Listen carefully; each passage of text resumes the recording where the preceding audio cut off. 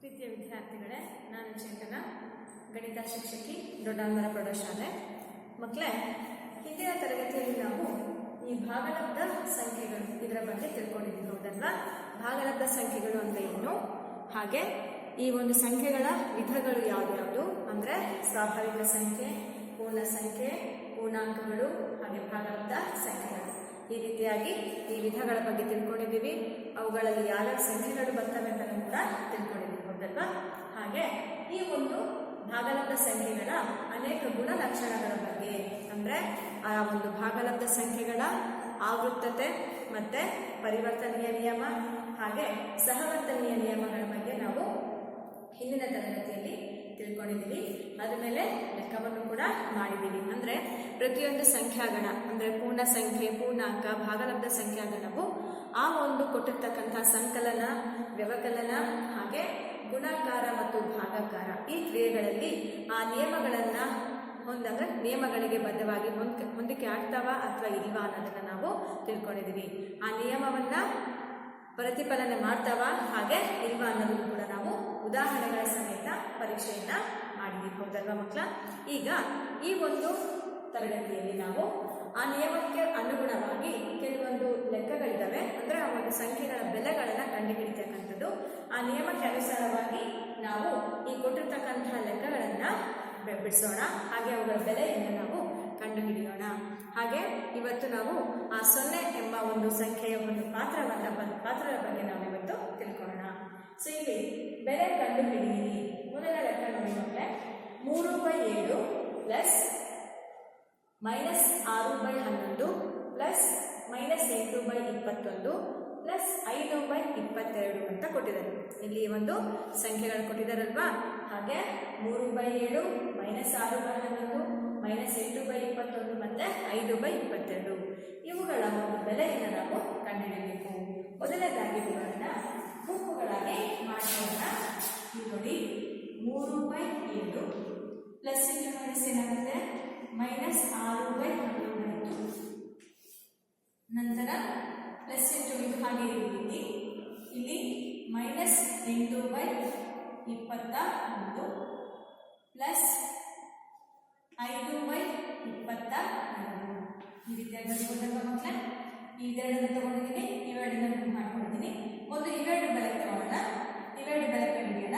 ನಂತರ ಒಟ್ಟಾಗಿ ಅವೆರಡು ಮೊತ್ತಗಳನ್ನು ನಾವು ತಿಳ್ಕೊಳ್ಳೋಣ. ಮೊದಲನೇದು 7 ಮತ್ತು 11. 7 ಮತ್ತು 11 ಇದೆ, ಛೇದಿಸಿ ಬೆಲೆ ಬೇರೆ ಇದೆ. ಅವುಗಳ ಒಂದು ಲಾಸ ಏನಾಗುತ್ತೆ 77 ಆಗುತ್ತೆ. 7 ಮತ್ತು 11 ಎರಡೂ ಕೂಡ ಅವಿಭಾಜ್ಯ ಸಂಖ್ಯೆಗಳು. ಹಾಗಾಗಿ ಇಲ್ಲಿ ಡೈರೆಕ್ಟ್ ಆಗಿ ನಾನು 77 ಅಂತ ಬರೀತೀನಿ. 77 11 33 ಮೈನಸ್ 7 6 7 ಆದರೆ 42. ಇದು ಈ ರೀತಿ ಬರಬೇಕು. ಪ್ಲಸ್ ಇಲ್ಲಿ ನೋಡಿ 21 ಮತ್ತೆ 22ಕ್ಕೆ ಲಾಸ್ ಆಗ ಏನಾಗುತ್ತೆ ಇಲ್ಲಿ ನೋಡೋಣ. 21 ಮತ್ತೆ 22ಕ್ಕೆ 3 7 21 22 ಹಾಗೆ ಇದ್ದೀನಿ. 2 ತಗೊಂಡಾಗ 2 11 20 2 11 22 11 7 77 ಇಂಟು 2 3 6 ಎಷ್ಟಾಗುತ್ತೆ? 6 7 42 46. ಎಷ್ಟು ಬಂತು ಮಕ್ಕಳೇ? 442 ಅಂತ ಬಂದಿದೆ. ಸೊ ಇದಕ್ಕೆ ಲಾಸಾಗ ಏನಾಗುತ್ತೆ 442. ಈಗ 21ಕ್ಕೆ 462 ಬರಬೇಕಂದ್ರೆ ಎಷ್ಟಿಂದ ಗುಣಿಸ್ಕೋಬೇಕು? 21ಕ್ಕೆ ಸಾರಿ 22ರಿಂದ ಗುಣಿಸ್ಕೋಬೇಕು. 22 ಇಂಟು 8 8 16 16 ಪ್ಲಸ್ 1 17 ಎಷ್ಟು ಬಂತು ಇಲ್ಲಿ 176 ಪ್ಲಸ್ 22ಕ್ಕೆ ಎಷ್ಟನ್ನ ಮುಗಿಸ್ಕೋಬೇಕು? 7 3 21 21 ಇಂಟು 5 ಅಂದರೆ 5 1 5 5 2 10 105 ಆಯಿತು. ಸೊ ಈ ರೀತಿಯಾಗಿ ನಾವಿಲ್ಲಿ ಲಾಸಹವನ್ನ ಕಂಡುಹಿಡಿಯಬೇಕಾಗುತ್ತೆ. ಸೊ ಈಗ ಇಲ್ಲಿ 33 ಮತ್ತೆ 42 42ರಲ್ಲಿ 33ನ ಕಳೆದ್ರೆ ಎಷ್ಟಾಗುತ್ತೆ? -9 ಡಿವೈಡೆಡ್ ಬೈ 77. ಇಲ್ಲಿ ನೋಡಿ ಪ್ಲಸ್ ಹಾಗೆ ಇಟ್ಕೊಳ್ಳಿ, ಮೈನಸ್ ಪ್ಲಸ್ ಏನು ಮಾಡಬೇಕು? ಕಳಿಬೇಕು. ಸೊ ಇಲ್ಲಿ 176ರಲ್ಲಿ 105ನ ಕಳಿಬೇಕು. ಯಾಕೆ ಕಳಿಬೇಕು? ಮೈನಸ್ ಇರೋದ್ರಿಂದ 6 1 7ರಲ್ಲಿ ಅಲ್ಲಿಗೆ 71 ಬಂತು. So 71 divided by 462. ಸೊ ಈ ರೀತಿಯಾಗಿ ನಮಗೆ ಸಂಖ್ಯೆ ಬಂತು. ಇಲ್ಲಿ 77 ಮತ್ತೆ 462 ಅಂತ ಇದೆ ಅಲ್ವಾ. ಈ 77 ಮತ್ತೆ 462ಕ್ಕೆ ಲಾ ಸಹ ತಗೊಳ್ಳಿ ನೋಡಿ. 11 ಮತ್ತೆ 77 ಮತ್ತೆ 462ಕ್ಕೆ ಲಾ ಸಹ ತಗೋಬೇಕು. ಲಾ ಸಹ ಎಷ್ಟು ಬರುತ್ತೆ ನೋಡೋಣ. 11 77, 11 44 ಪ್ಲಸ್ 2 ಉಳಿತು. 11 77, 7 1 7, 7 42, ಅಲ್ಲಿಗೆ 462 ಲಾ ಸಹ ಬಂದಿದೆ. ಸೊ ಇಲ್ಲಿ ನೋಡಿ 462 ಅಂದ್ರೆ 72ಕ್ಕೆ ಎಷ್ಟು ಗುಣಿಸ್ಕೋಬೇಕು ಅಲ್ಲಿಗೆ 6. 6 9 ಮೈನಸ್ 54 ಪ್ಲಸ್ 71. ಸೊ 71ರಲ್ಲಿ 54ಅನ್ನ ಕಳೆಯಬೇಕು. ಸೊ ಅಲ್ಲಿಗೆ ಎಷ್ಟು ಬರುತ್ತೆ ಹೇಳಿ. 60 76 16 17 ಬರುತ್ತಾ. ಸೊ 17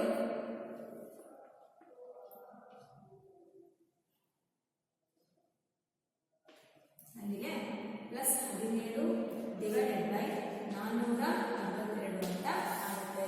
ಸೊ ಅಲ್ಲಿಗೆ ಮಕ್ಕಳೇ ಇದರ ಆನ್ಸರ್ ಎಷ್ಟು ಬರುತ್ತೆ. 17 ಡಿವೈಡೆಡ್ ಬೈ 462. ಸೊ ಈ ರೀತಿಯಾಗಿ ನಾವು ಆ ಒಂದು ಲೆಕ್ಕಗಳನ್ನು ಮಾಡಬೇಕಾಗತ್ತೆ. ಸೊ ಇಲ್ಲಿ ಯಾವ ಒಂದು ನಿಯಮಗಳ ಬಳಕೆ ಮಾಡ್ಕೋಬಹುದು. 460 ಮಕ್ಕಳೇ ಇಲ್ಲಿ ಚಿಲ್ಲರೆ ಚೇಂಜ್ ಆಗಬೇಕಾಗುತ್ತೆ.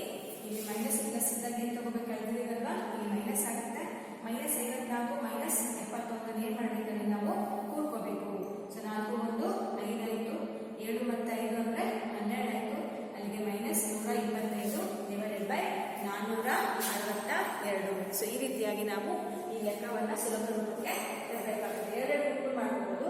ಇಲ್ಲ 4 ಸೇರಿಸಿ ಕೂಡ ನಾವು ಲಾಸಹವನ್ನು ತಗೋಬಹುದು. ಅಂದರೆ 7 11 21 ಮತ್ತು 22 ಇಷ್ಟಕ್ಕೂ ಕೂಡ ಸೇರಿಸಿ ನಾವು ಲಾಸಹ ತಗೊಂಡ್ರು ಕೂಡ ನಮಗೆ ಇದೇ 462 ಬರುತ್ತೆ. ಆನ್ಸರ್ ಕೂಡ ಆನ್ಸರ್ ಇದೇ ಆಗಿರುತ್ತೆ.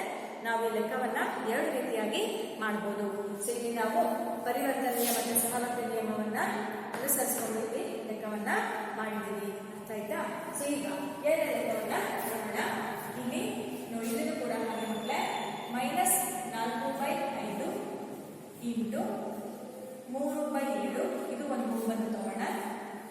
Into 15 divided by 16 into minus 14 divided by 9.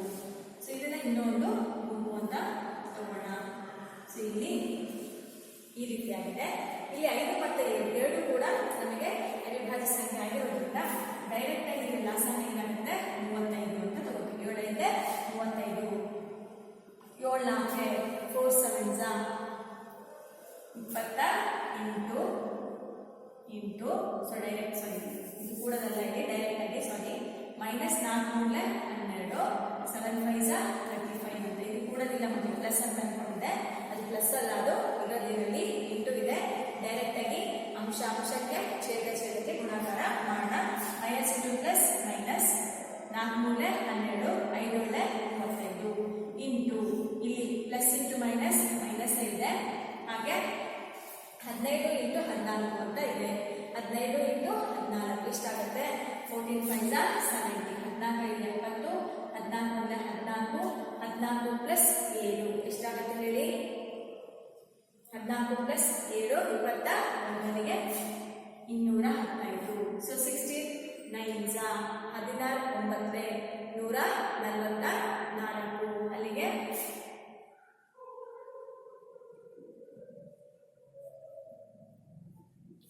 ಮಕ್ಕಳೇ ಸೊ ಈ ರೀತಿಯಾಗಿ ನಾವು ಪ್ರತಿಯೊಂದನ್ನು ಕೂಡ ಲೆಕ್ಕವನ್ನ ಮಾಡೋಣ. ಈಗ ನೋಡಿ ಇಲ್ಲಿ ನೀವು ಈ ರೀತಿಯ ಕ್ಯಾನ್ಸಲ್ ಕೂಡ ಮಾಡಬಹುದು ಮಕ್ಕಳೇ. ಹಾಗೆ ಕೂಡ ಮಾಡಬಹುದು. 12 12 12 12 144. 12 12 7 ಇತ್ತು. 12 24 ಆಯಿತು. 35 ಬಂದರೆ 35 35 6 ಸೊ 6 30 6 18 ಪ್ಲಸ್ 3 ಎಷ್ಟಾಗುತ್ತೆ 21 ಆಯಿತು. ಅಲ್ಲಿಗೆ ಮತ್ತೆ 6 6 6 12 minus into minus plus 1 divided by 2. So answer ಎಷ್ಟು ಬಂತು ನಮಗೆ 1 ಡಿವೈಡೆಡ್ ಬೈ 2 ಅಂತ ಬಂದಿದೆ. ಸೊ ಇಲ್ಲಿ ನಾವು ಎಲ್ಲಾದರ ಲಾಸವನ್ನು ಕೂಡ ತಗೊಂಡು ಮಾಡ್ಬೋದು.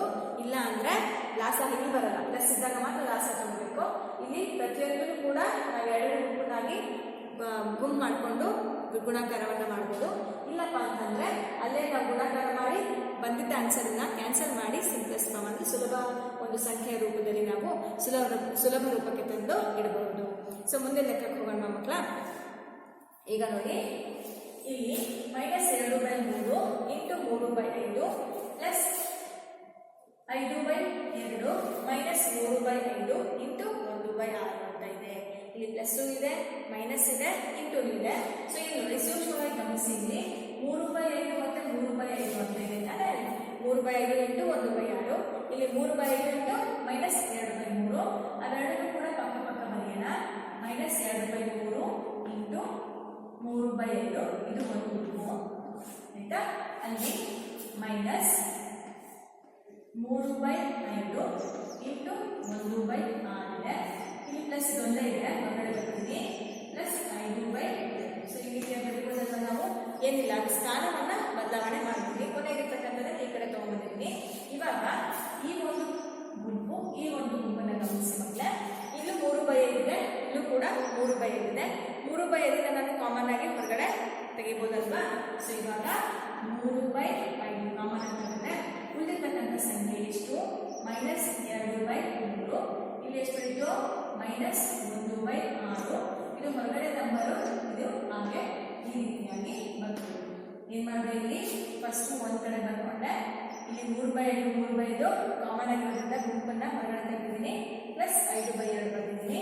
ಇವಾಗ 3/5 ಇಂಟು ದಾಸಹ ಎಷ್ಟಾಗುತ್ತೆ? ಇಲ್ಲಿ 6 ಆಗುತ್ತೆ. 3/2 6, ಅಲ್ಲಿಗೆ -4 -1 ಪ್ಲಸ್ 5/2. ಸೊ ಇಲ್ಲಿಗೆ 3/5 ಇಂಟು -5/6 ಪ್ಲಸ್ 5/2. 5 ಕ್ಯಾನ್ಸಲ್ ಆಯಿತು. ಸೊ 3 3/2, ಅಲ್ಲಿಗೆ -1/2 ಪ್ಲಸ್ 5/2 ಅಂತ ಆಗುತ್ತೆ. ನಮ್ಮ ಇಲ್ಲಿ ಛೇದ ನೋಡಿ ಒಂದೇ ಇದೆ, ಅಲ್ಲಿ ಡೈರೆಕ್ಟ್ ಆಗಿ 2 ಬರ್ತೀನಿ. -1 ಪ್ಲಸ್ 5 = 4/2. 2 2 ಅಲ್ಲಿ ಆನ್ಸರ್ ಎಷ್ಟು ಬಂತು? 2 ಅಂತ ಬಂತು. ಅರ್ಥ ಆಯ್ತಲ್ವಾ? ಸೊ ಈ ರೀತಿಯಾಗಿ ನಾವು ಗುಂಪನ್ನ ಮಾಡಿಕೊಂಡು ಅಲ್ಲಿ ಸಾಮಾನ್ಯ ಒಂದು ಸಂಖ್ಯೆಯನ್ನು ಹೊರಗಡೆ ತೆಗೆದು ಅಲ್ಲಿ ಮೈನಸ್ ಇದ್ದರೆ ಕಡಿತಿದ್ದೀನಿ, ಪ್ಲಸ್ ಇದ್ದಾಗ ಕೂಡಿದ್ದೀನಿ. ಅಲ್ಲಿ ಲಾಸಹಾರ ಮತ್ತು ಸಮ ಇರೋದ್ರಿಂದ ಡೈರೆಕ್ಟ್ ಆಗಿ ಅಂಶಗಳನ್ನ ಕೂಡಿದ್ದೀನಿ. ಅವಾಗ ಏನು ಬಂತು? ನಮಗೆ 4/2 ಬಂತು. ಸೊ 2ರ ಭಾಗ ಮಾಡಿದ್ರೆ ನಮಗೆ ಸಿಕ್ಕಿದ ಆನ್ಸರು 2. ಸೊ ಮುಂದಿನ ಲೆಕ್ಕಕ್ಕೆ ಹೋಗೋಣ. ಇಲ್ಲಿ ನೋಡಿ ಮಕ್ಕಳ, ಮುಂದಿನ ಲೆಕ್ಕಕ್ಕೆ ಹೋಗೋಣ. ಇಲ್ಲಿ ನೋಡಿ 2/5 into -3/7 minus 1/6 into 3/7 plus 1/14 into 2/7. 2/5 ಇಲ್ಲಿ 2/5 ಇದೆ, ಇದು ಕೂಡ ಇದೆ. ಸೊ ಒಂದಕ್ಕೆ ಬರ್ಕೋಣ. 2/5 ಇಂಟು -3/7 ಇದು ಒಂದು ಗುಂಪು. ಅದನ್ನ ಈ ಕಡೆ ಬರ್ಕೊತೀನಿ. 1/14 ಇಂಟು 2/5 ಮೈನಸ್ 1/6 ಇಂಟು 3/2. ಓಕೆನಾ? ಇದರಲ್ಲಿ ಕಾಮನ್ ಆಗಿರೋದನ್ನು ತೆಗಿಬೋದಲ್ವಾ ಹಿಂದಿನ ಲೆಕ್ಕಂತರ. ಸೊ 2/5 ಕಾಮನ್ ಆಗಿ ಹೊರಗಡೆ ತೆಗೆದ್ರೆ ಏನು ಬರುತ್ತೆ? -3/7 ಪ್ಲಸ್ 1/14 ಹೊರಗಡೆ ಇರ್ತಕ್ಕಂಥದ್ರಿಂದ -1 3 3 6 12 ಡೈರೆಕ್ಟ್ ಆಗಿ ಇದನ್ನ ಗುಣಾಕಾರ ಮಾಡಿದ್ದೀನಿ. ಸೊ ಇವಾಗ 2/5 ಇಲ್ಲಿ ನೋಡಿ ಲಾಸಹ 7 ಮತ್ತು 14 ಲಾಸಹ ಎಷ್ಟು ಬರುತ್ತೆ? 7 1 7 7 14 14 ಲಾಸಹ ಆಗುತ್ತೆ. 7 2 14 ಆದರೆ 3 2 ಎಷ್ಟು ಬಂತು? 6 ಬಂತು. ಸೊ ಈಗ -3/12. ಸೊ ಇವಾಗ 2/5 ಇಂಟು -5/12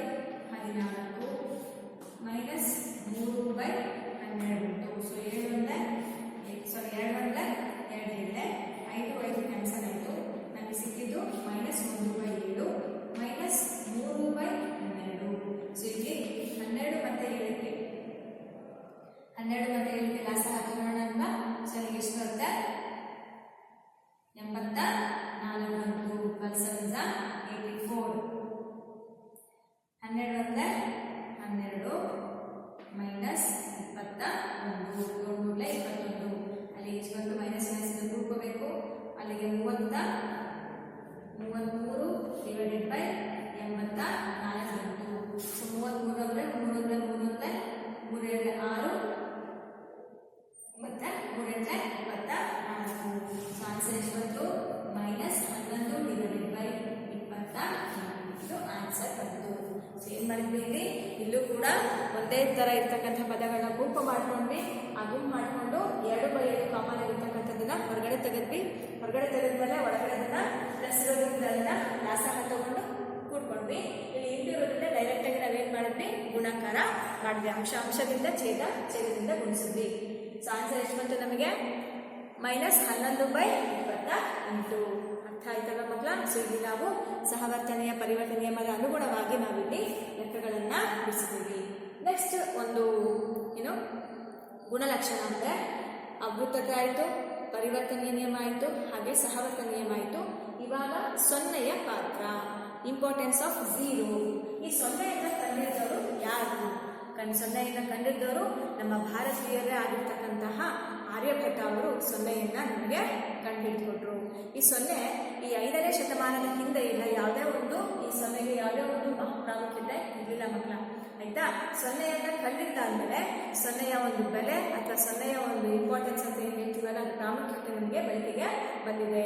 ಆರ್ಯಭಟ ಅವರು 5ನೇ ಶತಮಾನದಲ್ಲಿ ಈ 0ಯನ್ನು ನಮಗೆ ಇಂಟ್ರೊಡ್ಯೂಸ್ ಮಾಡಿಕೊಟ್ಟಿದ್ದಾರೆ. ಸೊ ಈಗ ಈ 0ಯನ್ನು ನಾವು ಈ ಗಣಿತದ ಬೇರೆ ಬೇರೆ ಭಾಗ ಆಗಿರ್ತಕ್ಕಂಥ ಬೀಜಗಣಿತ, ಕ್ಯಾಲ್ಕುಲಸ್ಸು, ಆಲ್ಜಿಬ್ರಾ ಮತ್ತು ಕಂಪ್ಯೂಟರು, ಈ ಬೈನರಿ ಸಿಸ್ಟಮ್ ಅಂದರೆ ಸಂಖ್ಯಾ ಪದ್ಧತಿಯಲ್ಲೆಲ್ಲ ಬರ್ತೀವಲ್ಲ ಅಲ್ಲಿ ನಮಗೆ 0ಯ ಒಂದು ಪ್ರಾಮುಖ್ಯತೆ ತುಂಬ ತುಂಬ ತುಂಬ ಇದೆ. ಆಯಿತಾ? ಸೊ ಹಾಗಾಗಿ ಈ ಒಂದು 0ನೇ ಕಂಡಿರ್ತಕ್ಕಂಥ ನಮ್ಮ ಭಾರತೀಯರ ಒಂದು ಹೆಮ್ಮೆಗೆ ಪಾತ್ರ ಆಗಿರ್ತಕ್ಕಂಥವ್ರು ಯಾರಪ್ಪ ಅಂದರೆ ಆರ್ಯಭಟ ಅವರು. 0ಯ ಒಂದು ಪಾತ್ರ ಅಂದರೆ ಏನಿದು 0ಯ ಪಾತ್ರ ಅಂದರೆ ನೋಡಿ ಅಂತ ಯಾವುದೇ ಒಂದು ಸಂಖ್ಯೆ ತಗೊಳ್ಳೋಣ, 2ಕ್ಕೆ 0 ಕೂಡಿಸಿದ್ರೆ ಅಥವಾ 0ಗೆ 2ನ್ನು ಕೂಡಿಸಿದ್ರೆ ಏನು ಸಿಗುತ್ತೆ ನಮಗೆ? ಏನು ಸಿಗುತ್ತೆ ಹೇಳಿ? ಅದೇ ಸಂಖ್ಯೆ ಸಿಗುತ್ತೆ. 2ಕ್ಕೆ 0 ಕೂಡಿಸು, 0ಗೆ 7 ಕೂಡಿಸು, ನಮಗೆ ಸಿಗ್ತಕ್ಕಂಥ ಬೆಲೆ ಇದು ಅದೇ ಸಂಖ್ಯೆ ಸಿಗುತ್ತೆ. ಇದು ಒಂದು ಪೂರ್ಣ ಸಂಖ್ಯೆ ಅಂತ ಅನ್ಕೊಳ್ಳೋಣ. ಇವಾಗ ಈ ಪೂರ್ಣಾಂಕ ಯಾವುದೇ ಒಂದು ಸಂಖ್ಯೆ -5ಗೆ 0 ಸೇರಿಸೋದು, 0ಗೆ -5ನ್ನ ಸೇರಿಸೋದು, ಅದು ಕೂಡ ಸೇರಿ 0ಗೆ -5 ಸೇರಿಸೋದು ಕೂಡ ನಮಗೆ ಏನು ಸಿಗುತ್ತೆ? -5 ಸಿಗುತ್ತೆ. ಯಾವುದೇ ಒಂದು ಭಾಗಲಬ್ಧ ಸಂಖ್ಯೆ ನೋಡೋಣ, 2/3 ಅಂತದ್ದು ಒಂದು ಭಾಗಲಬ್ಧ ಸಂಖ್ಯೆ, plus 0 is equal to 0 plus 2/3 is equal to ಏನು ಸಿಗುತ್ತೆ ನಮಗೆ? 2/3 ಸಿಗುತ್ತೆ. ಅಂದ್ರೆ ಅರ್ಥ ಏನು? ಯಾವುದೇ ಒಂದು ಸಂಖ್ಯೆಗೆ 0ಯನ್ನು ಸೇರಿಸಿದಾಗ, 0ಯನ್ನು ಕೂಡಿದಾಗ ಮತ್ತೆ ಆ ಸಂಖ್ಯೆಗೆ 0ಗೆ ಆ ಸಂಖ್ಯೆಯನ್ನು ಕೂಡಿದಾಗ ನಮಗೆ ಸಿಗ್ತಕ್ಕಂಥ ಸಂಖ್ಯೆ ಅದೇ ಸಂಖ್ಯೆ ಆಗಿರುತ್ತೆ. ಅಂದರೆ ಎ ಅನ್ನೋದು ಒಂದು ಯಾವುದೇ ಒಂದು ಭಾಗಲಬ್ಧ ಸಂಖ್ಯೆ ಆಗಿದ್ರೆ a + 0 ಅಥವಾ 0 + a ಏನಾಗುತ್ತೆ ನಮಗೆ? a ಅಂತ ಆಗುತ್ತೆ. ನೀವು ಎಗೆ 0 ಕೂಡಿಸು, 0ಗೆ ಏನಾದರೂ ಕೂಡಿಸು, ಆಮೇಲೆ ಸಿಗ್ತಕ್ಕಂಥ ಬೆಲೆ ಏನಾಗಿರುತ್ತೆ? ಅದೇ ಸಂಖ್ಯೆ ಆಗಿರುತ್ತೆ. ಅರ್ಥ ಆಯ್ತಾ? ಈ ಇದರಲ್ಲಿ ನಾವು ಇದನ್ನ ಸಂಕಲನದ ಅನನ್ಯತಾಂಶ ಅಂತ ಕರಿತೀವಿ. ಏನಂತ ಕರಿತೀವಿ ಮಕ್ಕಳೇ? ಸಂಕಲನದ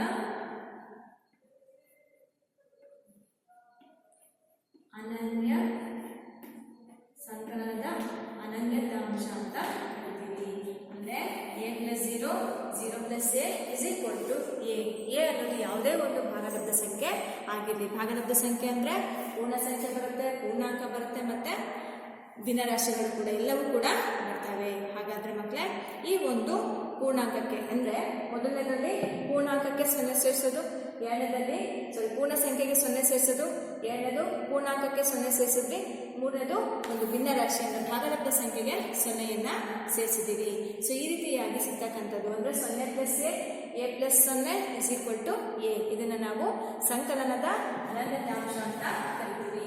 ಇಲ್ಲಿ a ಅನ್ನೋದು ಒಂದು ಪೂರ್ಣ ಸಂಖ್ಯೆ ಆಗಿರಲಿ. ಈಗ ನೋಡಿ b ಅಂದರೆ 0 + b is equal to b ಬರುತ್ತೆ. b ಅನ್ನೋದು ಒಂದು ಪೂರ್ಣಾಂಕ ಆಗಿರಲಿ.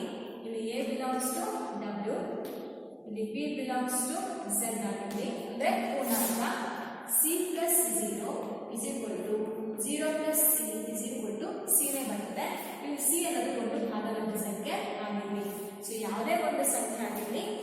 ಸಂಖ್ಯೆಯ ಒಂದು ಮೊತ್ತ ಏನಾಗಿರುತ್ತೆ ಅದೇ ಸಂಖ್ಯೆ ಆಗಿರುತ್ತೆ. ಹಾಗಾದ್ರೆ ಯಾವುದೇ ಒಂದು ಸಂಖ್ಯೆ ABC ಗಳಿಗೆ 0ಯನ್ನು ಸೇರಿಸಿದಾಗ ಅದೇ ಸಂಖ್ಯೆ ABCಗಳೇ ನಮಗೆ ಸಿಗ್ತವೆ. ಸೊ ಹಾಗಾಗಿ ಈ ಸಂಕಲನದ ಅನಂತ ಅಂಶ ಅಂತ ಯಾವುದು ಕರಿತೀವಪ್ಪ ಅಂದ್ರೆ 0ಯನ್ನು ಕರಿತೀವಿ. ಯಾವುದೇ ಒಂದು ಸಂಖ್ಯೆಗೆ 0 ಸೇರಿಸಿದಾಗ ಅದೇ ಸಂಖ್ಯೆ ಸಿಗುತ್ತಲ್ವಾ, ಹಾಗಾಗಿ ಈ ಸಂಕಲನದ ಅನಂತ ಅಂಶ ಯಾವ್ದಾಗಿರುತ್ತೆ 0 ಆಗಿರುತ್ತೆ. ಸೊ ಈ ರೀತಿಯಾಗಿ ನಾವು ಈ 0ಯ ಒಂದು ಬಳಕೆಯನ್ನ ಮಾಡ್ಕೋತೀವಿ. 0ಯನ್ನು ಭಾಗಲಬ್ಧ ಸಂಖ್ಯೆಗಳ ಸಂಕಲನದ ಅನಂತ ಅಂಶ ಅಂತ ಕರಿತೀವಿ. ಈಗ ನೆಕ್ಸ್ಟ್ ಬರೋದು 1ರ ಪಾತ್ರ. ಅಂದ್ರೆ 0ಯನ್ನ ನಾವು ತಗೊಂಡ್ವಿ ಅಲ್ವಾ, ಈಗ ಸಂಖ್ಯೆ 1ರ ಪಾತ್ರ.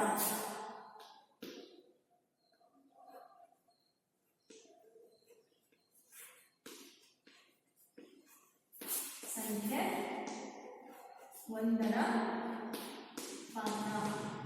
ಸೊ ಇಲ್ಲಿ ನೋಡೋಣ, ಇಲ್ಲಿ ನಾವು 0ಗೆ ಕೂಡಿಸ್ತಾ ಇದ್ದೀವಿ ಸಂಖ್ಯೆಯನ್ನ.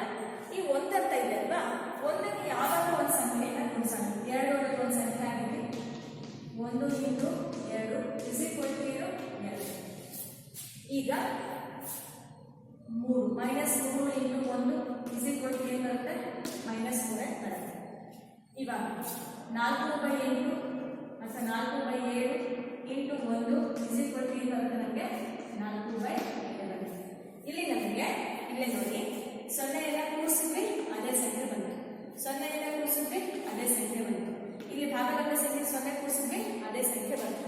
ಈಗ ಇಲ್ಲಿ ಬಂದಾಗ 1ನ್ನು ಕೂಡಿಸಿದ್ವಿ ಅದೇ ಸಂಖ್ಯೆ ಬಂದಿದೆ. ಇಲ್ಲಿ ಪೂರ್ಣಾಂಕಗಳಿಗೆ 1ನ್ನು ಕೂಡಿಸಿದ್ವಿ ಪೂರ್ಣಾಂಕ ಅದೇ ಸಂಖ್ಯೆ ಬಂತು. ಈ ಭಾಗಲಬ್ಧ ಸಂಖ್ಯೆಯನ್ನು ಕೂಡಿಸಿದ್ರೆ ಅದೇ ಸಂಖ್ಯೆ ಬಂದಿದೆ, ಹೌದಲ್ವಾ. ಸೊ ಇಲ್ಲಿ ಮಕ್ಕಳೇ ಯಾವ ರೀತಿ ನಾವಿಲ್ಲಿ ಸಂಕಲನದ ಅನಂತ ಅಂಶ ಅಂತ ಬರ್ತೀವಿ ಅಲ್ವಾ, ಅದೇ ತರ ಅಂದ್ರೆ ಯಾವುದೇ ಒಂದು ಸಂಖ್ಯೆಗೆ ಅದೇ ಸಂಖ್ಯೆ ಬರಬೇಕು ಅಂದ್ರೆ ಯಾವುದನ್ನ ನಾವಲ್ಲಿ ಗುಣಿಸ್ಕೊಂಡಿದ್ದೀವಿ ಅಲ್ಲಿ 1 ಅನ್ನೋ ಸಂಖ್ಯೆಯನ್ನ ಗುಣಿಸ್ಕೊಂಡಿದ್ದೀವಿ. ಇಲ್ಲಿ ಯಾವುದೇ ಒಂದು ಸಂಖ್ಯೆಗೆ ಅದೇ ಸಂಖ್ಯೆ ಬರಬೇಕು ಅಂದ್ರೆ ಯಾವ ಸಂಖ್ಯೆಯನ್ನ ಕೂಡ್ತಾ ಇದ್ದೀವಿ 0ಯನ್ನು ಕೂಡ್ತಾ ಇದ್ದೀವಿ. ಇಲ್ಲಿ ಯಾವುದೇ ಸಂಖ್ಯೆ ಬರಬೇಕು ಅಂದ್ರೆ ಯಾವ್ದನ್ನ ಗುಣಿಸ್ಕೊತಾ ಇದ್ದೀವಿ 1ನ್ನ ಗುಣಿಸ್ಕೊತಾ ಇದ್ದೀವಿ.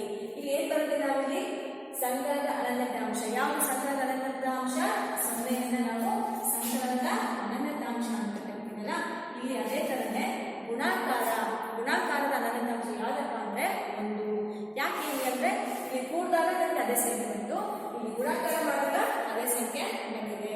ಇಲ್ಲಿ 0ಯ ಪಾತ್ರ ನಮಗೆ ಇಂಪಾರ್ಟೆನ್ಸ್ ಆಗಿದೆ. ಅದರಲ್ಲಿ ಸಂಕಲನದಲ್ಲಿ ಇಲ್ಲಿ ನಮಗೆ 1ರ ಪಾತ್ರ ನಮಗೆ ಪ್ರಾಮುಖ್ಯತೆಯನ್ನ ಪಡ್ಕೊಂಡಿದೆ. ಯಾವುದರಲ್ಲಿ ಗುಣಾಕಾರದಲ್ಲಿ. ಯಾವ ಒಂದೇ ಒಂದು ಸಂಖ್ಯೆಗೆ ಅದೇ ಸಂಖ್ಯೆ ಬರಬೇಕು ಅಂದ್ರೆ ಏನು ಗುಣಿಸ್ಕೋಬೇಕು 1 ಗುಣಿಸ್ಕೋಬೇಕು. ಯಾವುದೇ ಒಂದು ಭಾಗಲಬ್ಧ ಸಂಖ್ಯೆಗೆ ಅದೇ ಭಾಗಲಬ್ಧ ಸಂಖ್ಯೆ ಬರಬೇಕಂದ್ರೆ ಯಾವ್ದನ್ನ ಕೂಡ್ಕೋಬೇಕು 0ಯನ್ನ ಕೂಡ್ಕೋಬೇಕು. ಹಾಗಾಗಿ ಮಕ್ಕಳೇ ಇಲ್ಲಿ ಇದನ್ನ ನಾವು 1ನ್ನು ನಾವು